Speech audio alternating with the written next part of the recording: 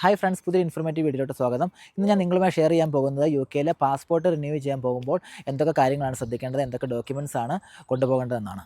Firstly passport renew ചെയ്യാനായിട്ട് നമ്മുടെ Indian passport സേവാ കേന്ദ്രത്തിൽ കയറി നമുക്കൊരു അക്കൗണ്ട് ക്രിയേറ്റ് ചെയ്യണം. ഒരു അക്കൗണ്ട് ക്രിയേറ്റ് ചെയ്തിട്ട് ഒരു ആപ്ലിക്കേഷൻ നമുക്ക് അതിനകത്ത് സബ്മിറ്റ് ചെയ്യാനൊരു ഓപ്ഷൻ ഉണ്ട്. അതിനകത്ത് ഒരു ആപ്ലിക്കേഷൻ സബ്മിറ്റ് ചെയ്യുക.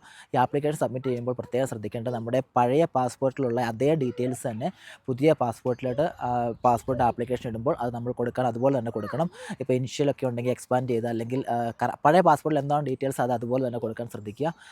പിന്നീട് നമുക്ക് എന്തെങ്കിലും ഇപ്പോൾ മാരേജ് കഴിഞ്ഞാണ് എന്തെങ്കിലും അഡീഷണൽ ഇൻഫർമേഷൻ ആഡ് ചെയ്യാനുണ്ടെങ്കിൽ നമ്മൾ അതിൻ്റെ പ്രൂഫ് ഓഫ് എവിഡൻസ് ആയിട്ട് അത് നമ്മൾ ആ ഒരു സമയത്ത് കൊണ്ടുപോകേണ്ടതുണ്ട്. പാസ്പോർട്ട് റിന്യൂവലിനുള്ള ആപ്ലിക്കേഷൻ ഇട്ട ശേഷം നമുക്ക് VFSയുടെ അപ്പോയിൻമെൻറ്റ് എടുക്കുകയാണ് വേണ്ടത്. VFS അപ്പോയിൻമെൻറ്റിനായിട്ട് നമുക്ക് UK ബെർമിംഗ്ഹാം സെൻറ്ററുണ്ട്, ലണ്ടൻ സെൻറ്ററുണ്ട്, മാഞ്ചസ്റ്റർ സെൻറ്ററുണ്ട്. ഇത് മൂന്നിൽ നമുക്ക് അവൈലബിൾ ആയിട്ടുള്ള ഡേറ്റ് എടുക്കാൻ, നിയറസ്റ്റ് ആയിട്ട് ഡേറ്റ് കിട്ടാനായിട്ട് ഭയങ്കര ഡിഫിക്കൽട്ടാണ്. എന്നാലും നമ്മൾ പാസ്പോർട്ട് എക്സ്പയർ ആവാൻ നിൽക്കേണ്ട, അതിന് മുമ്പ് തന്നെ ഒരു 6 മാസം മുന്നേ തന്നെ നമുക്ക് ഈ ഒരു പ്രോസസ്സ് ചെയ്ത് അപ്പോയിൻമെൻറ്റ് എടുക്കാവുന്നതാണ്.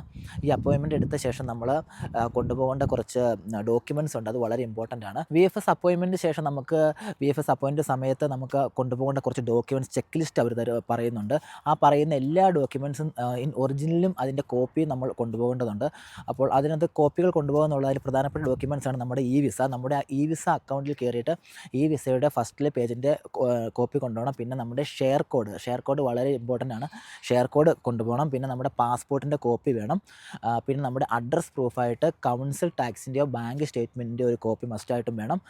പിന്നെ നമ്മുടെ അനക്സർ ഫോം എന്ന് പറയുന്ന ഒരു ഫോം ഉണ്ട്, അവിടുന്ന് അത് ഫില്ല് ചെയ്തിട്ട് ആ ഒരു ഫോമും കൂടി ആ കൂടെ വെക്കണം. പിന്നെ പാസ്പോർട്ട് സൈസ് ഫോട്ടോ, അത് നമ്മുടെ പാസ്പോർട്ട് റിന്യൂവലിന് സൈസിലുള്ള വൈറ്റ് ബാക്ക്ഗ്രൗണ്ടിലുള്ള ഫോട്ടോ നമ്മൾ കൊണ്ടുപോകേണ്ടതുണ്ട്. 2 കോപ്പി വേണം അതിൻ്റെ.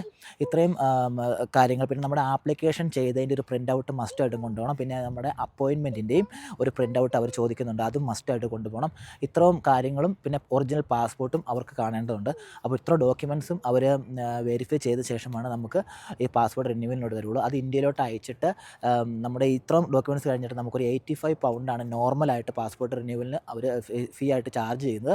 ഈ 85 പൗണ്ട് അല്ലാതെ നമുക്ക് തൽക്കാലം അത് പ്രയോറിറ്റി ബേസിലും കൊടുക്കാം. അതിന് അവർ 200 സംതിങ് പൗണ്ടാണ്, അതിന് കറക്റ്റായിട്ട് അറിയില്ല, 200 സംതിങ് പൗണ്ടാണ് അവർ ചാർജ് ചെയ്യുന്നത്.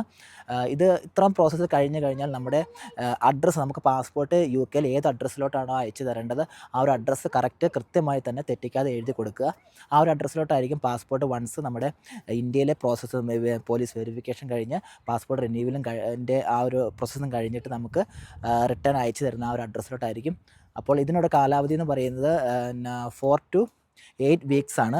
1 to 2 months ആണ് ഇതിന് കാലാവധി പറയുന്നത്. ഇതിനുള്ളിൽ തന്നെ പാസ്പോർട്ട് റിന്യൂവൽ ചെയ്ത് പുതിയ പാസ്പോർട്ട് നമ്മുടെ കയ്യിൽ കിട്ടുന്നതാണ്. ഇതുപോലുള്ള ഇൻഫോർമേറ്റീവ് വീഡിയോസിന് എൻ്റെ ഈ ചാനൽ സബ്സ്ക്രൈബ് ചെയ്യുക, ഷെയർ ചെയ്യുക.